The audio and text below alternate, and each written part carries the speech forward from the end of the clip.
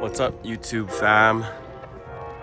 Since I have surprisingly both of the Jaguar, well, look, it's a C7. Since I surprisingly have both of the Jaguars here, the F-Type R and also the P300, I figured I'd do kind of a comparison video and let you guys know which one I myself prefer. There's an L on there because somebody was practicing getting their N. If I sound kind of nasally, it's because I'm still getting over this fucking crazy flu that I've had for like 2 weeks now. It's fucking everything up. Annoying as fuck. Okay. That's a 2020. The F-Type R I actually got first. That's a 2020. And this is a 2021 or is it 2022? I fucking can't remember. I have so many cars right now. But I think it's a 2021. Anyways, you can see that they're both black, obviously. The F-Type R, it's with the convertible configuration. I guess you call it a soft top. Kind of like the Vet. But you know what? The R, like when you push and hold it down to take the top down, it's a lot faster than the Corvette. On the R, it's just a couple of seconds. I've already done like a kind of a full review of this thing, so you guys can check that out too. But right off the bat, like the noticeable differences that you can see, aside from one being the R and the other not, in case you guys come across these things on the street and you're wondering like what model it is, it has a quad exhaust, so there's two on each side. One in the center, like this one, means it's the base model or the P300, the four banger. I think it's a 2-liter, excuse me. So if you see like one exhaust like that, it means it's the cheapest model. It's the base model. And then if it's a V6, it has two circular ones in the middle, but I believe they stopped making the V6 models. So again, this has the quad. The spoiler is somewhat different too. I think. On the convertible, the spoiler, you can have it staying up like that permanently. Like you see it's parked right now and it still has it like that. I think if you have it down and you drive above a certain speed, it'll automatically pop up. And then on the P300, it does have a spoiler, but I think it only comes up when it reaches a certain speed. It does have like a spoiler button in the center, but for whatever reason, if maybe someone else can tell me, you can see the spoiler button right there. For some reason, even when I push it, it doesn't stay up. I'll start it up in a little bit and show you guys what I mean. I can't seem to get it to stay up. Well, that's what he said. I can't even laugh because of my throat. But see this one, when you push the spoiler button, it stays up. But you know what? Let me do that right now. Okay, so we're gonna hop right in. Ugh. Okay, so he's gonna turn this thing on. Right. See this spoiler button? Like when I push it, it lights up, but it doesn't like stay on, and it's not going up. I don't even know if I can see it from the back, but it doesn't. It lights up and then it goes away. Can I try pushing and holding it?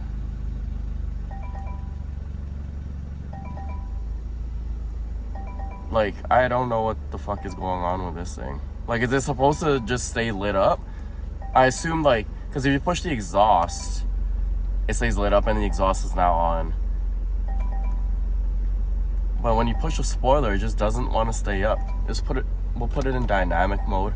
See, we're in dynamic mode now. It won't stay up, and I've never actually figured that out. Yeah, I guess since I'm here, we'll take a look at the interior. I guess sound system is the same for both. Both have the Meridian. But honestly, the sound system fucking sucks. Like, it's one of like the most horrific sound systems, aside from Maserati, which sucks and blows and swallows. This Meridian system is not very good either. It's just not very loud. The bass isn't very good. I always have to turn the treble all the way down because it sounds sharp, but not in a good way. If that makes any sense. The best sound system I've ever heard would be from GM. So things like Cadillac, the Escalade, even the Corvette over there has a really good sound system. It's made by Bose, but the Meridian just ain't it. So the P300 is not a convertible. It does have this moonroof. This is something I hate on the Porsche. No, I mean the Porsche doesn't have this. It has nothing. The Porsche doesn't have a moonroof, sunroof, nothing like that, and I fucking hate it. Like, at least this has this. Yeah, I like the sunlight. Then I can like check my hair, you see? But I need the sunlight. It just feels dark without this, right? Let's see, what else? So it is in dynamic mode now. Can you hear it? I don't know. And now it's off. Oh, wait. Oh, no, the exhaust is still on. Okay, let's keep it in dynamic mode. Turn the exhaust off. So it sounds like this. Honestly, it fucking doesn't really do much. I mean, it does something. I can kind of hear it. I don't know if you guys can tell the difference on the video. But here's it on. Off. Can you guys hear the difference? It's not as prominent as the R, which I'll show you guys in a second. Other than that, the interior is pretty much the same in this and the R, except I can't fucking figure this shit out. Oh, the automatic stop-start is it's stupid as fuck. Like, I don't know why cars put these in there. It should be like, automatically, it should be off, right? It should be off. And then if you want it, you should push it. But car manufacturers seem to like to do it the reverse opposite way. It's automatically on until you push it off. And what's confusing is, so you see how it lights up. That means the automatic stop-start is on. And then now I guess it's off. But I don't remember which other vehicle. It's a different vehicle we have in our fleet, where if you want to turn it off, you push it and it'll light up, and that means it's off, right? So I don't know. It's so confusing. Something good about the P300 is the gas. You get way more gas mileage.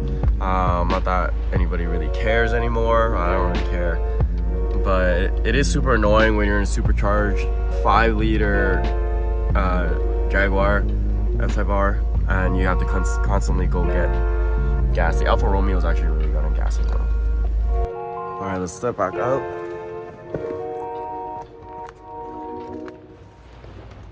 Both have the 20-inch rim package.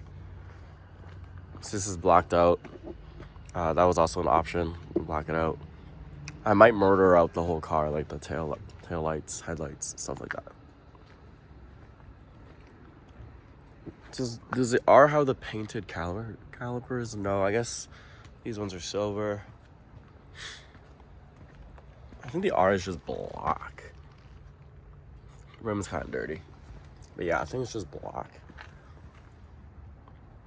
Actually, I think like it came with red. I think you have to pay extra to get it black. I don't know why we fucking did that, but I think red would look better. I guess this is on the R. Is this on the... Is that on here too?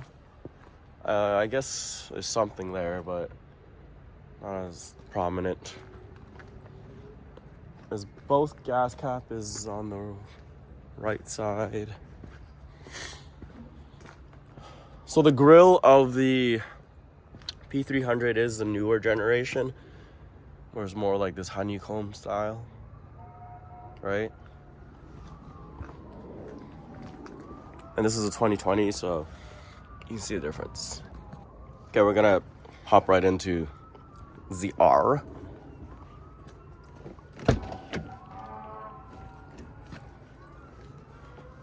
I feel like I'm really close. Oh yeah, so like to adjust the seats and stuff, it's not like right here where most cars are. It's just right here. You can adjust the seat like this. Just push this all the way back. Oh, this does have the colored interior, which I completely forgot. Man, we have so many cars, like I don't even know what's what. Like I thought this interior was just black, just like the P300, but I guess not. Okay, so we are going to start this thing up.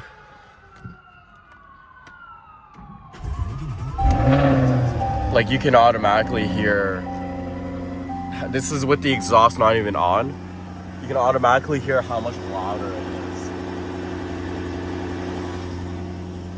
It's like boom, so much louder. So this is to put the top down.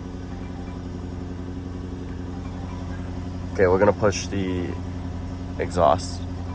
Okay, put in dynamic mode. I guess the exhaust automatically goes on in dynamic mode. Kind of sounds just as loud. I think you gotta be like moving, like driving, in order for it to really make a difference.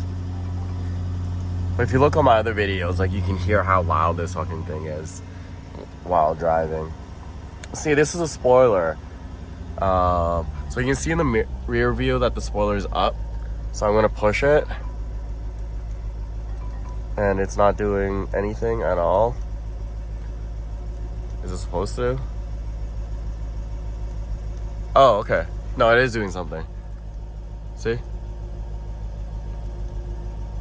see it's moving? It's like going up, going down.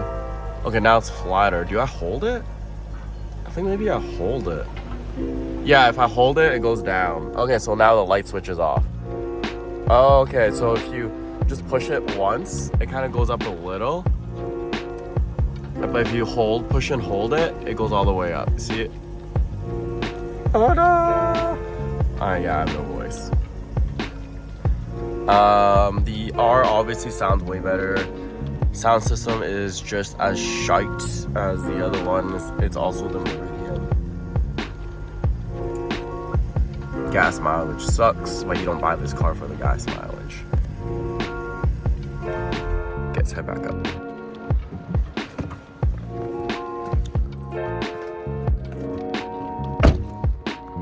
So this is gonna be my opinion on the coupe versus the convertible. I just do not like the shape of the convertible when the top is not down. Like when the top is up, I really just don't like the shape of it. It feels like a smaller car. You lose that slope. You lose this slope right here, which creates like the shape of the car. Like I love the shape of this. See how it's edgy? It's edgy, goes like this. And then it kind of has that racer back, like the short back. And then like the longer nose, right? Like I love the shape of this. I love the shape, the slope. I love this window right here. And then it looks like slanted eyes. It looks like Asian eyes. And I'm Asian, right? So like I like that.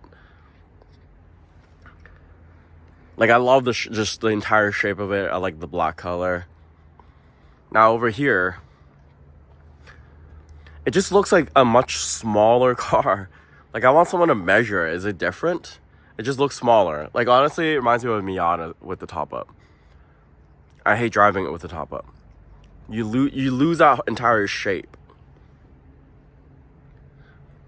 Like it just I'm not digging how this looks. Like the Vet, I still love how it looks even with the top up. Like it looks sick. But I've always felt like with the top up, the Ftype R, or whichever Ftype that has a convertible, feels like a Miata to me.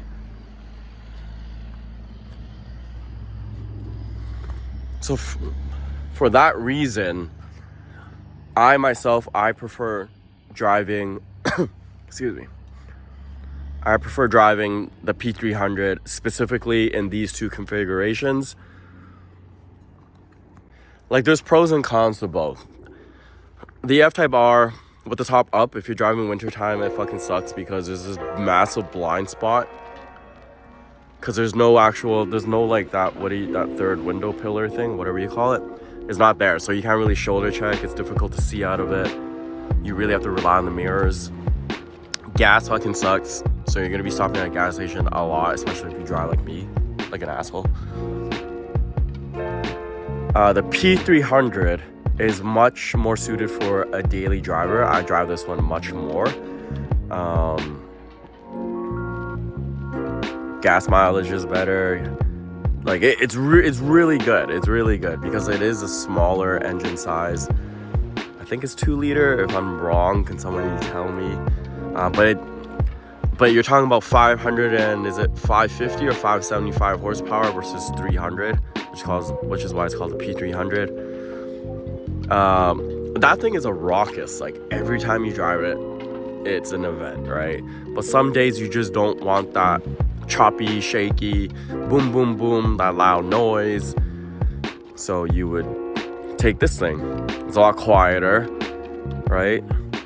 Better on gas. Out of the two, I've had way less repairs on this thing compared to the R. The R is constantly in the shop. Lots of electrical issues. The R also went through a complete engine replacement. Yes, folks. Complete engine replacement. And this is a 2020. I got it brand new. And it needed a complete fucking engine replacement. So if you push it hard, it is going to blow shit up. So I would not want to own this thing out of warranty, but it's still under warranty right now, so I'm good to go. I drive it like I fucking stole it. This thing, even if you this thing feels more like a go-kart because it only has 300 horsepower, right? Sometimes it's a lot more fun to drive a slow car fast than a fast car slow, right? Because the R, if you're driving slow in traffic, like if you're stuck in first and second gear,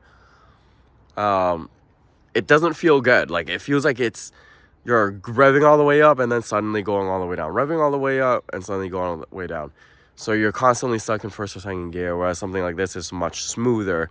So for an everyday ride, I definitely would recommend the P300 over the R. If you can, like me, just get both of them, right? Just get both of them. And, I contemplated, like, because I hate when the top is up. I thought about trading this thing in for the exact same model, but with the coupe. But in the summertime, like, it's sunny right now, no clouds in sight, I'm going to be driving with the top down. With the top down, I fucking love it. With the top up, I fucking hate it. So then if it's like rainy or whatnot, I'm just going to drive this thing. That's about it for the comparison videos.